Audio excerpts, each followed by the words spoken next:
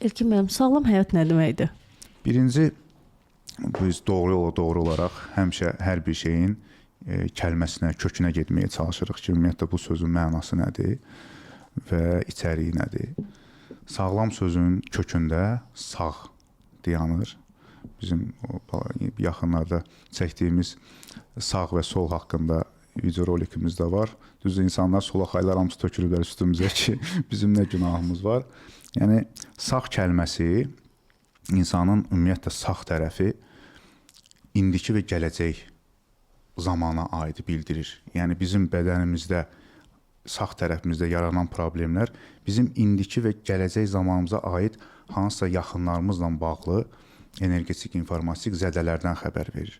Sol tərəfimiz isə bizim keçmişimizlə bağlı. Yəni, bu bizim valideynlərimiz də ola bilər, keçmiş iş yoldaşlarımız da ola bilər, həyat yoldaşlarımız da ola bilər və s. və l-axır.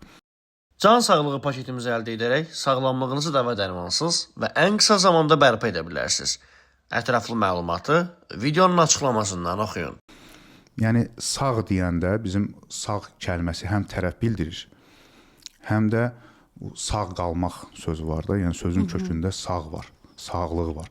S hərfi özü də həm işığı bildirir, həm sonsuzluğun yarısıdır.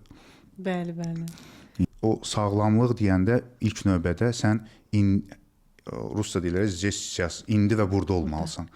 İndi və burada olan insan sağlam olur, yəni gələcəyə yönəlik olur, hədəfi olur adamın ki, gələcəyə gedir. O insanlar var ya, deyirlər ki, keçmişdə yaxşı idi, ay hayf deyildi, məsəl üçün də deyirlər, Sovet vaxtı belə-belə. O, elə keçmiş haqqında pəhpəhlə danışan insanlar əslində indiki zamanda xoşbəxt deyirlər və gələcəklə bağlı heç bir ümidləri yoxdur və planları yoxdur.